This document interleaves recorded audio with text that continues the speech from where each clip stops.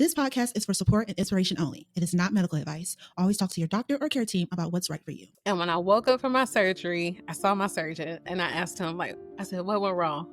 I felt awful when she told me about the complications because it's like, girl, no, like everybody getting it. You gonna be fine. Like, we got you. Nowhere did I prepare myself to wake up with 2 drains. I'm like, what are we talking about? The scariest part of surgery is what you don't see coming. Can't wait to dive into this conversation with my very good friend, Francis. Welcome to Bariatric Paths. Ooh, so happy to be here.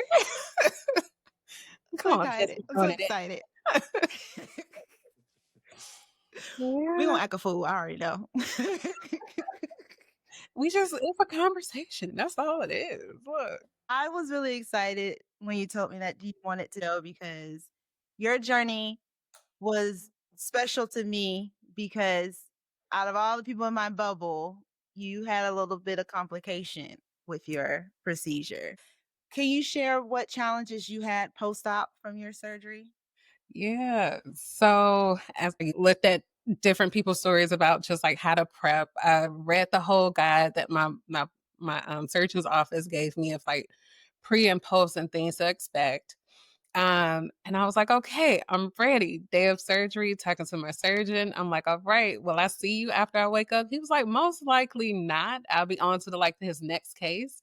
And I was like, okay, but still I felt confident in my team. And when I woke up from my surgery, I saw my surgeon and I asked him, I said, what went wrong? That was my first question because I was like, I wasn't supposed to see you. So what went wrong? And he's like, oh, we've been in surgery for some time, but he accidentally nicked my bile duct. So as you all know, it's robotic surgery. So in the process of doing that, your bile duct goes from your, I don't know where it goes from, your liver. I don't know. It's something in there, but it's your digestive juices. It's your digestive juices. And when I heard bile, I just was like, oh wait, do I cuss on here? No, I don't know why I cuss. Go ahead. I was like, shit. I was like, you got shit juices. Know what we doing. But he was like, so he said that it was 2 ways that he could have done it. He could have easily sewn it up, went throughout the day, and I would have potentially stretched it or not stretched it, or just the way that your body moves as you're moving around. He was saying to be on the safe side, he MacGyvered a tube, like a small tube. The tube was smaller than think about the ink for a pen.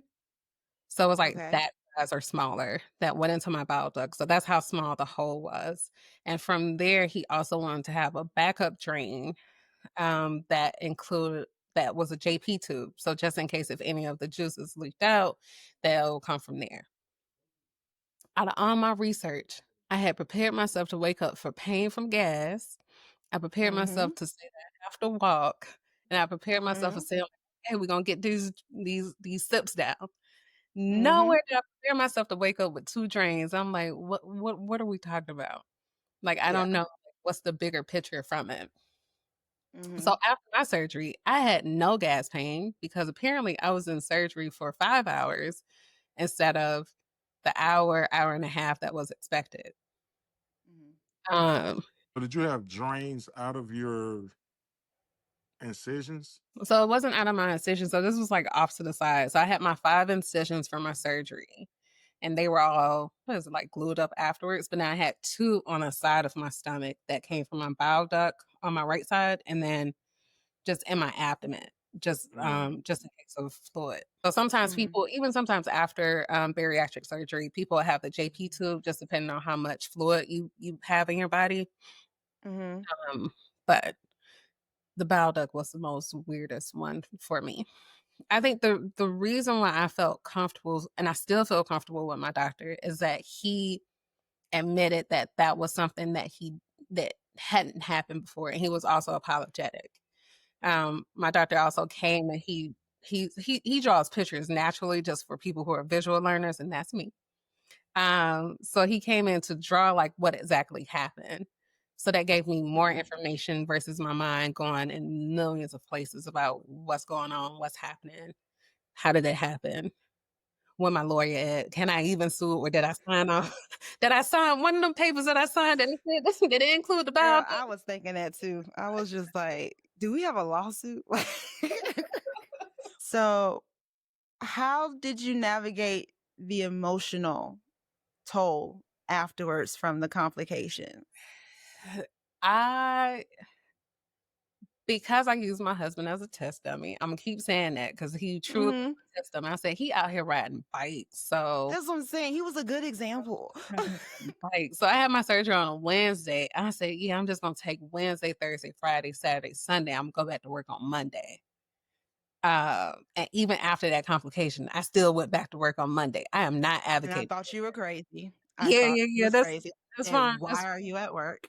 That's fair. That's fair. I didn't tell people that I was getting the surgery. Like my close circle knew that I was getting the surgery, but I didn't tell anyone like at work. I didn't tell anyone. Well, my close people at work knew I was getting the surgery. But I didn't tell a lot of people.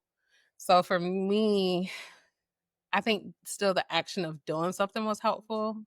Um, because still just like with any bariatric surgery, if you stay still too long, I think that does more harm to your body than anything. So I took it slow. I It almost was like after giving birth again and having a C-section, so I couldn't bend over, couldn't pick up stuff, couldn't do too much of things, and I had to be okay with that. I told myself that I couldn't produce the way that I thought that I was gonna produce. I had mentally built up myself of saying, "Okay, after my surgery, I'm gonna make sure I get out here, Imma walk, Imma move." But then again, I had this one drain, and then that bowel drain, it would fill up so fast and it would get heavy, and I felt nasty. Like I just felt disgusting. Even though, Mhm. fun fact, you all, bowel fluid is pretty clean. Like it's kind of sterile. Really? It stains the shit. I mean, it stains stuff, but it Because it's has like it's brown, right? Or yellow? What does it look yeah, like? yeah, like a brownish yellow looking thing. Yeah. But it's nothing. It's pretty clean. Does it smell? I guess it don't smell like I don't know. I'm just thinking of like booty juice. Yeah, so it's not booty juice. So it's not booty. Okay. That's how I thought about it too. Hey, this is the When way. we say bile, that's what I'm thinking. The Yeah, that's booty. I'm what I Was sorry. thought.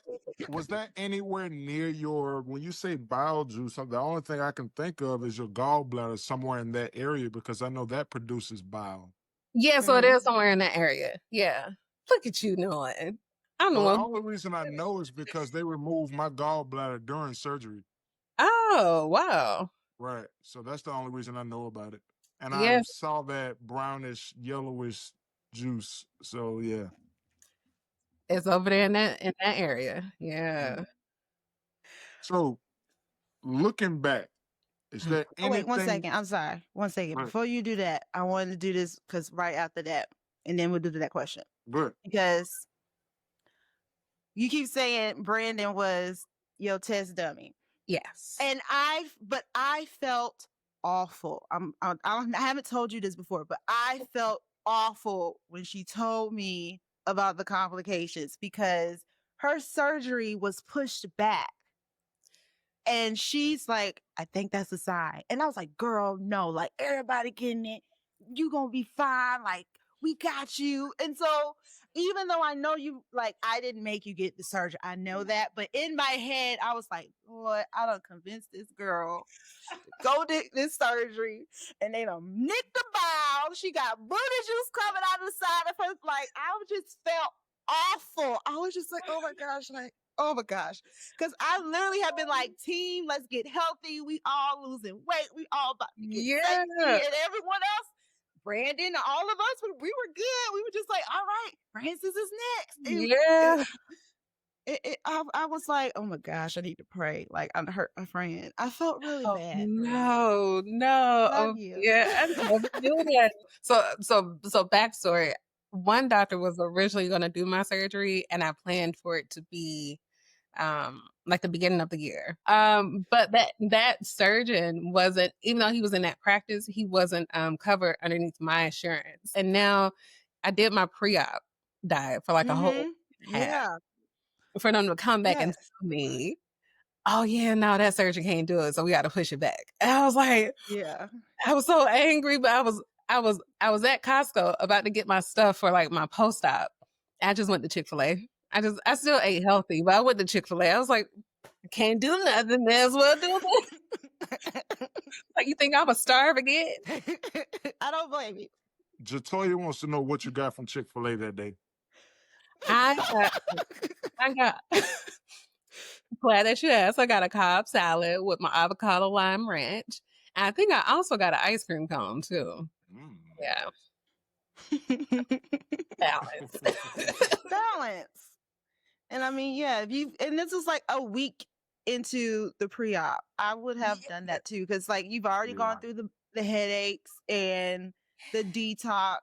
I agree. I would have done the same thing, no problem. It was after like that Absolutely. little motivational factor of like, okay, we over the hurdle. Yeah, we just going down. I was Yeah. like, okay, that's what y'all doing? Fine. And I was just like, it's okay, friend. We got this. You got this. Let's come on. Don't give up. Just not, yeah. And you get your bow nicked. So yes, I had my own little yeah. And I promise you, I was calling friends, and I was just like, y'all, I done messed up. I done got my friend bow nicked. You got booty juices all over her. Just booty juice all over her. Like, I don't know if I need to send a card or some flowers. Like, so I'm just glad though that like you're good now. So I am. we're I over the hurdle and we're back am. to the weight loss journey so we can look sexy. Yeah, yeah. And then they end up taking out the tubes, both the drains, probably about 3 weeks after my surgery. Yeah. So It yeah. wasn't too long. It wasn't too long. At first they said it was gonna be 6. Mm-hmm. Any surgeon. I hope you give me the longest time and then make sure you take it out before that time. I love you long time. So that's how I felt. Like, oh, I'm getting it out? Yes. Oh, like thank Yes, I was happy too. I was like, oh my gosh, you. because I thought it was going to be forever. So yay. Yes, yes. All right, now you may go. I just had to have that moment. Go ahead. No, you good. Right. So tell us about your weight loss journey so far. Yeah, so I got I'm just gonna say Sadie. I do not know how to pronounce do whatever that switch is. So I'm just gonna say Sadie. So I got the Sadie on January 28th, 2025. However, I think my weight loss journey has been lifelong, right? So between being younger, it's always like, oh, okay, you can move, you can run, but you big. It was like, okay, like what are we doing? I don't think I necessarily thought about my weight as much until like I got into my teenage years, because middle school is the devil. Mm-hmm. Everyone's always together, talking about everything, but I think around that age, I started realizing like how much space I took up. So I was tall, big, and I was like, okay, I wasn't as confident as what I was, but I still knew how to rock it. And after I had fast forward many, many years later, after I had my son, my body didn't, it was unfamiliar to me. So like my body composition changed and I was like, huh, wait, I normally rock it this way, but now it's a little bit different. So I found myself like wanting to lose weight more. And it was a struggle. Like it was a true struggle. So doing all the things that they say that you needed to do in order to lose weight. So between having a nutritionist, having your personal trainer, working out, moving your body. I was doing all those things, but then yet the scale was not moving. So I said in 2024, I was going to use that year of just really tuning into my body. What did my body want? What did my body need? What are all the different people that I can have around me between asking you questions, asking other people questions? I just really found myself just gathering a lot of information versus saying, asking my body to do something that it wasn't in a position to do. So even through that, I found out like I had PCOS, and it was like, yeah, you're trying to lose weight. That's one of the reasons why it's not. Getting off. I'm like, okay. It's But not even just me. yeah, it's not just me, but even getting that clear diagnosis, it wasn't as clear as what I thought. It was like, well, it presents different in everyone. Um, So from there, I even tried like the Wegovy and the Ozempic and all those things and Zepbound. So Ozempic, it was helpful, but then also when I looked at the research more, it was saying as soon as you stop it, there's this big chance of regaining some weight. So I was like, do I want to just continue to go through that process of me constantly fighting, or do I want to educate myself on some different options? And then here comes the Sadie. And I was like, okay, friend, how are you? I'm a little nervous, but we're gonna see. But yeah. So there's several different bariatric procedures out there. You know, you got the sleeve, Mhm. gastric bypass, duodenal switch. Um, what led you to choose the duodenal switch over the other procedures? Yeah. So I'm 35. I do not see myself trying to have any major surgeries outside of the ones that I've already had. So initially, I was looking at the sleeve, and I was like, okay. But then when we talked about the numbers, because doctors go in there, they tell you the numbers about this is potentially what you could lose, even though it's not set in stone. The sleeve had me right there of where my goal weight is. But I also wanted to give a little room for your body adjusting to after the surgery. Um, I didn't want to do the full, um, what's it called? The bypass, because it just seemed like such a big surgery. But the Sadie seemed like a perfect baby between both of those, where they touched a little bit of my organs, but not too much. So that's how I landed there. Okay. I didn't know that. Which part? I thought I thought the switch was more drastic than the bypass. Yeah, so with the with the Sadie, you get a sleeve. So I have a sleeve, Yeah. and then they touch hmm my small intestines, and that's it.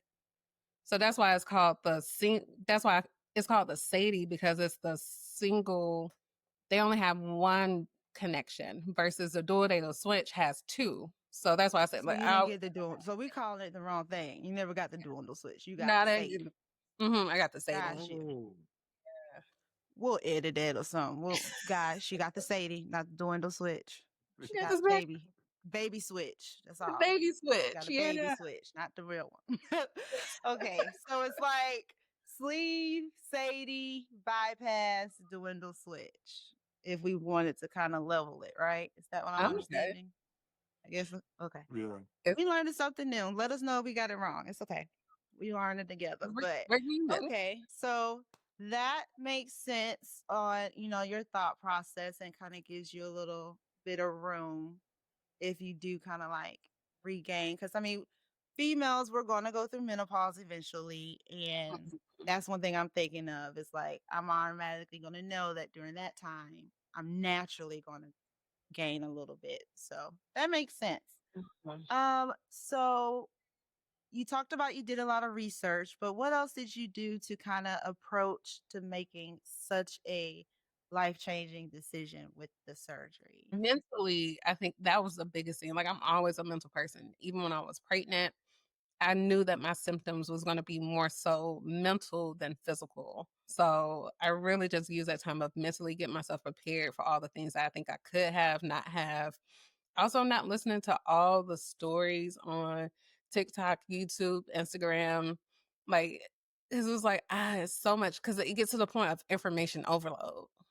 What was the most surprising thing you learned about your body throughout this process? The most surprising thing, I, I'm still learning it. I joke with my friends right now that I sound like a transformer or the predator. I sound like the predator after I eat. So, so right now, I'm just trying to. It's like okay, like after surgery, they get you to try to drink and sip and move your body, and feeling the path that something goes down from beginning to end, that felt weird, and it felt different than what I felt before. So all the things that I thought I knew about the inside of my body went straight out the window. hmm Yeah, yeah. It'll continue to change.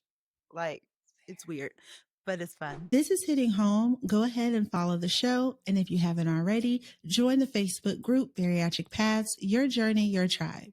You can also sign up for the email list at bariatricpaths.com for updates and event info. Are you working on breaking your old habits? Yeah, so that's what I used last year about like truly breaking old habits. So I realized at certain points in times, like I would be a emotional eater, although like I wouldn't binge eat. It'll be like, oh, it was a rough day, or I'm frustrated. Let me get my favorite ice cream. Let me get this. Let me get that. So it's like, how can I break that habit? And then also breaking the I don't want to call it mental, but what I was taught for so long growing up is like you shouldn't eat as much. So right now they're actually telling me like, Francis, no, you need to eat more.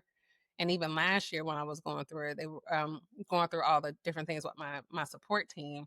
They was like, you really need to eat more and eat more balanced meals. So then that way you don't have certain cravings, because that's what I realized that I was feeding off of, is that I would go, and then I would snack here, snack there, and then my body is like, I'm starving. So now I'm sitting here grabbing whatever is easiest to grab. So right now it's like I truly have to think about what I eat, the time that I eat, the time that I drink. And sometimes it feels like a chore, don't get me wrong. But I know for the bigger picture of it is it'll be helpful. And when I do follow it and have like the actual balanced meal, it helps me out in the long run, especially in that day. Yeah, it definitely feels like a chore because you don't really want it. Like, it's like I don't really want it, but y'all keep saying I gotta eat, so I Yeah. definitely get that. And then it's Tell me like, about it. how's your taste? You said, He was just dealing with the long list of things he did not want to eat as he was trying to figure out what was going to be for dinner. oh, yeah. She was, and I forgot that she was on here. So I'm sitting here. She's right here looking at me, dying laughing, and I'm like, I don't want that. I don't want that. I don't want that. And she's over Yeah. there on the floor laughing. Yeah. Can I get tuna salad? No, I don't want tuna salad. Yeah, I don't want no eggs. It was just like he was on the list of all the stuff he could have, but didn't want. That is a thing. And then even some of the things that I can have or that I had like right after my post-op stuff or during my soft food phase, I think about eating it and I feel nauseous. I'm just like, I don't. Mm-hmm. I haven't Right. eaten eggs in probably 3 weeks now because the thought of Mm-hmm. smelling and eating an egg does something to my insides, and I don't like it. Mm-hmm. Yeah. Mm. Has your taste buds changed? Like, have you noticed that like certain things don't taste the same like they used to? Guess so. So yeah, certain things don't taste the same, but I think it's also because I can't eat it the same way.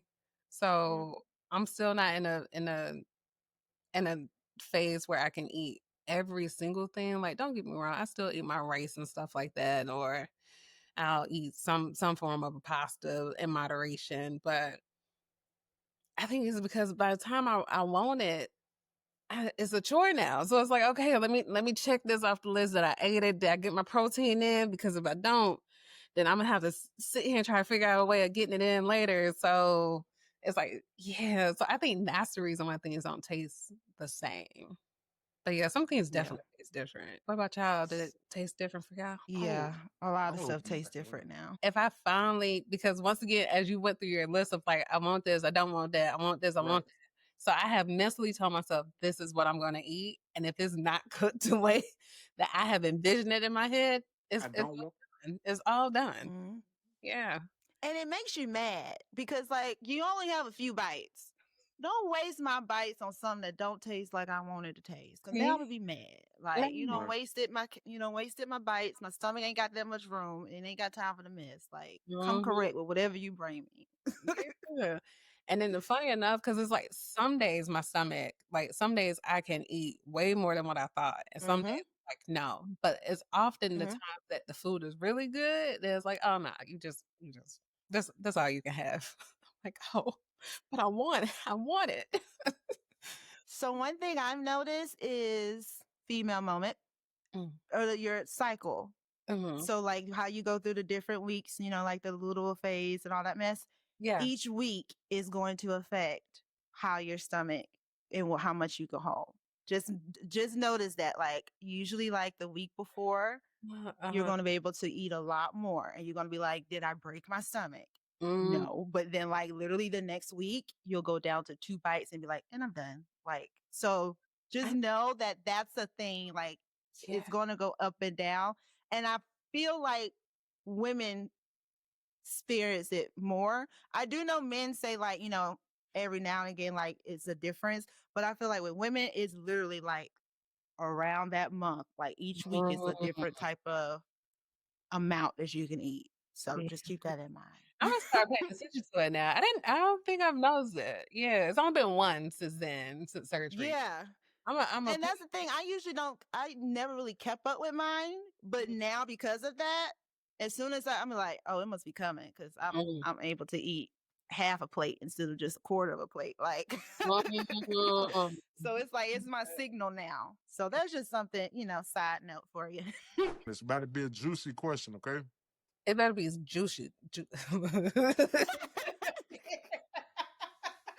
Told you we were gonna act up. Told you we acting up already. All right. How do you recognize when your body is asking for something, whether it's rest, nutrition, or self-care? Oh, okay. Yeah, I love this question. I told you it was a juicy one, huh? Look, I couldn't even say it. That's how much. So how do I know? How do I recognize? So in the morning, like a practice of mine is before I wake up or fully get out the bed in a day, before I touch my phone, I always take about 3 breaths. 3 is my favorite number. There's no rhyme or reason to it, just 3 breaths. And I'll ask myself, like, how, like, the sensations in my body. So when I was in grad school, I had the shingles just from stressing myself out, working too much. And I was like, I'm never doing this again. So I'm a big proponent of making sure I am listening to what my body says it can do before I try to make it do something. So when it comes to if I need rest, if I feel certain tensions in certain parts of my body, then I know that, okay, for instance, you gotta take it easy. Like, it's not gonna happen the way that you think it's gonna happen today. And you also have to be okay with that. So that's one part. When it comes to nutrition, last year, all the work that I put in, like, I found myself being more of a, what's it called? Intuitive eater. So even after my surgery, my husband kept asking me, like, okay, did you feel like that full pouch filling, or did you feel that to the full where you feel stuffed? And I'm like, no, but I also don't want to feel that. And it's not that I'm not doing it on purpose, but it's just when my body says, all right, we're good, then that's what it is. Yeah. And even before, I know they said, like, it's weird things that your body may do now after to signal that you so you burp. I'm a You burp burper. well, Jesse? Yeah. So I feel it like it'll be those internal burps that you don't hear, Yeah. and you'll It'll hear be like it's a weird burp. feeling. And Yeah. then, like, if I had, let's just say, like, if I say I want this last little bite, and you eat it, it'll sit right here. Yeah. And you just have to endure it for like And eternity. hate yourself the whole time. Yeah, so it makes you not. Yeah, it makes you feel like you don't want to ever eat again. Dang. Okay, see, I have not experienced that at all. Don't take the last bite. Some people have like runny noses. Some people sneeze. Like, it's a whole bunch of different things. But yeah, I'm not. And it's like you said, it's not like an out loud burp, but it's like you feel that burp and literally have one bite after that burp. You gon' yep. Dang. So yes, I'm afraid of that. I don't want to experience that. Yeah, and I'm already 4 weeks post-op, and I felt it like 3 times, and I'm like, you know what? Okay, I got it. Because he keeps saying, man, it's just a burp. He realizing now, no, stop. So yeah, I wonder if it's different for each surgery. Like, do you get like different types of reactions, or is it kind of similar? I don't know. Yeah. You mean like with like dumping, or not dumping, but just like, how does your body know that you're full? Like, how does it signal to you that you're full? Yeah, rest. I think my body just don't shut down. after this year, I have gone to bed at like 8 o'clock and woken up at my set time. I'm like, yep, this feels good. This feels good. And right now I'm going through this whole thing of trying to get staying hydrated. Even though I can drink about 80 ounces, my blood work is saying that I'm dehydrated. So I think that's also playing a role into I don't have that much energy right now of doing all the things that I want to do. So it's like, okay, I'm not gonna lie. If y'all saw my laundry, it's like, oh, I gotta do that. I'm like, how much a person costs to come do this stuff? You sure? Because right now it's look a little few, and I You have a speaking 4-year-old. Jesse's language. Guys, I've been trying to clean my house since I had surgery, and I still haven't finished.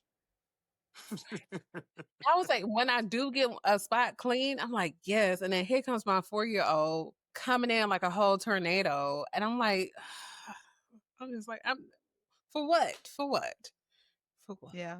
You But then just gotta be like, you know what? It's gonna be a little dirty today. We just gonna let that go. I also have a little shame, so I can't have a cleaning person to come and see my house like this at first. But so I gotta get over that too.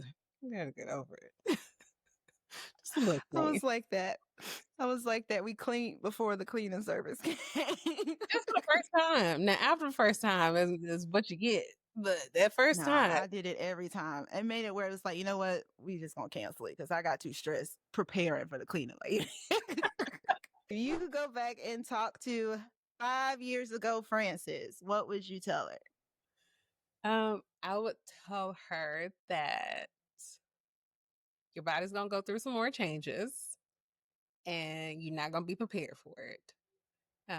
I work on a model of what's that movie, Back to the Future, where you can't change the past.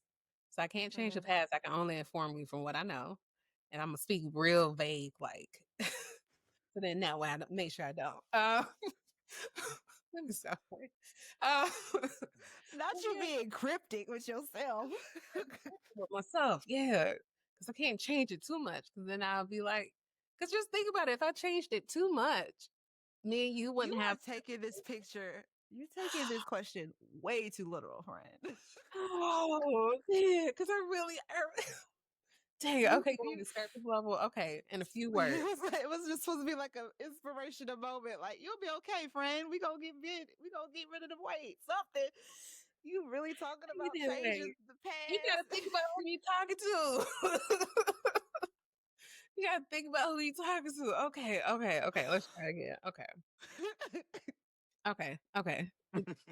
Take it over. Do it again. You ain't even gotta put the years in there. Do it again. I got If you could, I'm keeping all of this in here. you. Do. Okay, if you could go back and talk to yourself 5 years or more before your surgery, what would you tell them or tell her? Here, I would tell myself that right now sometimes our body feels a little foreign, and it is, but you'll learn more about your body as time goes on. Very good. Very good. Was that inspirational enough? And Good still enough. Good enough. got my level of fitness in there. I love it. Yeah. Yeah. Yes. Very good. All right. Mhm.